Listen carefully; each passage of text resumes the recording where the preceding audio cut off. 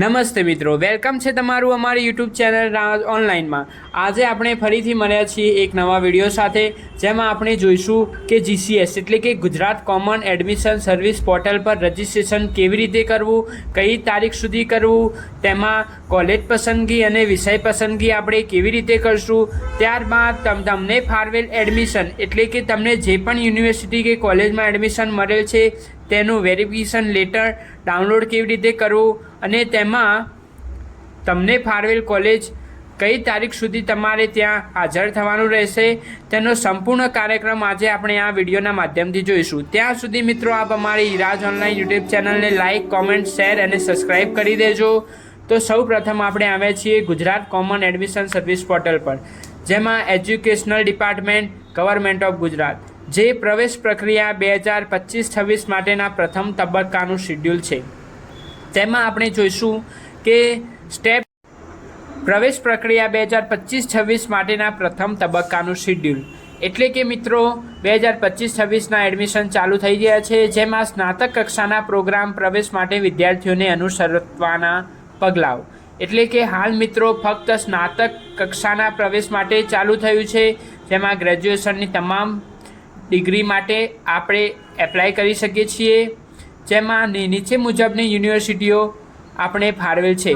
તેમાં પ્રથમ ભક્તા કવિ નરસિંહ મહેતા યુનિવર્સિટી, ત્યારબાદ મિત્રો ગુજરાત ટેકનોલોજીકલ યુનિવર્સિટી, ત્યારબાદ ગુજરાત યુનિવર્સિટી, ત્યારબાદ હેમચંદ્રાચાર્ય નોર્થ ગુજરાત યુનિવર્સિટી એટલે કે આપણી HNGU પાટણ, ત્યારબાદ ક્રાંતિગુરુ શ્યામજી કૃષ્ણ વર્મા કચ્છ યુનિવર્સિટી, ત્યારબાદ મહારાજા કૃષ્ણ કુંવરસિંહજી ભાવનગર યુનિવર્સિટી, ત્યારબાદ સરદાર પટેલ યુનિવર્સિટી, ત્યાર પછી સૌરાષ્ટ્ર યુનિવર્સિટી, ત્યારબાદ શ્રીજી સોમનાથ સંસ્કૃત યુનિવર્સિટી, શ્રી ગોવિંદ ગુરુ યુનિવર્સિટી, ત્યારબાદ Maharaji Sayajirao university of Baroda and Veer Narmad south university Gujarat એટલે કે આ સંપૂર્ણ યુનિવર્સિટીમાં તમે મિત્રો એડમિશન પ્રક્રિયામાં પ્રવેશ મેળવી શકો છો। હવે આપણે જોઈશું પ્રથમ તબક્કો એટલે કે પ્રવેશ પ્રક્રિયાનો ટાઈમ શિડ્યુલ, જેમાં પ્રથમ ક્રમમાં છે રજિસ્ટ્રેશન રાઉન્ડ 1 એટલે કે રજિસ્ટ્રેશન તારીખ 9/5/2025થી લઈને તારીખ 18/5/2025 સુધી મિત્રો તમે નવું રજિસ્ટ્રેશન કરી શકો છો, જેનો સમયગાળો છે 10 દિવસનો। સૌ પ્રથમ આપણે જોઈશું ક્વિક રજિસ્ટ્રેશન। તમે અમારા પાછલા વિડીયોમાં ક્વિક રજિસ્ટ્રેશનની સંપૂર્ણ માહિતી આપેલી છે, જે તમે ના જોયું હોય તો ડિસ્ક્રિપ્શનમાં તેની લિંક આપેલી છે, તો મિત્રો તે જોઈને તમારે રજિસ્ટ્રેશન કરી દેવું। ત્યારબાદ મિત્રો 2 નંબરમાં છે રજિસ્ટ્રેશન ફી એટલે કે સૌ પ્રથમ તમારે ફી ચૂકવવાની રહેશે। ત્યારબાદ મિત્રો છે પ્રોફાઇલ એટલે કે તેમાં તમારી સંપૂર્ણ પર્સનલ ડિટેલ્સ, તમારું નામ, એડ્રેસ વગેરે નાખવાનું રહેશે। ત્યારબાદ મિત્રો છે શૈક્ષણિક માહિતી, જેમાં તમારે એજ્યુકેશન ડિટેલ્સ ભરવાની રહેશે તમારા 10મા 12માની, અને ત્યારબાદ મિત્રો છે યુનિવર્સિટી કોલેજ પ્રોગ્રામ મુખ્ય વિષયની પસંદગી એટલે કે તમારે એડમિશન કઈ યુનિવર્સિટીમાં, કઈ કોલેજમાં અને કયા વિષય સાથે લેવાનું છે તેની પસંદગી મિત્રો એ રીતે કરવાની રહેશે। ત્યારબાદ છે મિત્રો ઓનલાઈન અરજી ચેક કરી જીસીએસ પોર્ટલ પર સબમિટ કરવી એટલે કે તમે ભરેલ રજિસ્ટ્રેશન ફી, પ્રોફાઇલ, શૈક્ષણિક માહિતી અને યુનિવર્સિટી ચોઇસ ફિલિંગ સંપૂર્ણ ચેક કરીને તમારે તે ફોર્મ સબમિટ કરવાનું રહેશે। ત્યારબાદ મિત્રો 2 નંબરમાં છે વેરિફિકેશન રાઉન્ડ 1 એટલે કે તમારા ફોર્મનું વેરિફિકેશન, જેમાં તારીખ 9/5/2025થી લઈને તારીખ 20/5/2025 સુધી તમે તમારા નજીકના હેલ્પ સેન્ટર ઉપર તપાસ કરાવી શકો છો, જેનો સમયગાળો છે 12 દિવસનો। જીસીએસ પોર્ટલ પર સબમિટ કરેલ ઓનલાઈન અરજી તથા અસલ પ્રમાણપત્રોનું વેરિફિકેશન નજીકના વેરિફિકેશન સેન્ટર પર કરાવવું એટલે કે તમે જે પણ કોલેજમાં ફોર્મ ભરેલું હોય ત્યાં તમારે નજીક પડતા કોઈપણ કોલેજમાં તમે વેરિફિકેશન કરાવી શકો છો, જે લાગુ પડતા કિસ્સામાં છે। ત્યારબાદ મિત્રો છે 3 નંબરમાં ટેકનિકલ પ્રોસેસ, જે તારીખ 21/5/2025થી લઈને તારીખ 24/5/2025 સુધી યુનિવર્સિટી દ્વારા કરવામાં આવશે, જેનો સમયગાળો છે 4 દિવસનો, જેમાં યુનિવર્સિટી દ્વારા સંપૂર્ણ પ્રોસેસ કરવામાં આવશે। ત્યારબાદ મિત્રો છે 4 નંબરમાં પ્રથમ રાઉન્ડ એટલે કે પ્રવેશ પ્રક્રિયાનો પ્રથમ રાઉન્ડ, તારીખ 26/5/2025થી લઈને તારીખ 28/5/2025 સુધી, જેમાં 3 દિવસનો સમયગાળો છે. જેમાં પહેલું, વિદ્યાર્થીએ GCS પોર્ટલ પર તેના ડેશબોર્ડ પર લોગિન કરી સંબંધિત યુનિવર્સિટી અને કોલેજ દ્વારા આપવામાં આવેલ પ્રવેશની ઓફર ચકાસવી. એટલે કે તમને જે પણ કોલેજ દ્વારા તમારે લોગિનમાં ઓફર આવેલી છે તે તમારે ચકાસીને ડાઉનલોડ કરવાની રહેશે.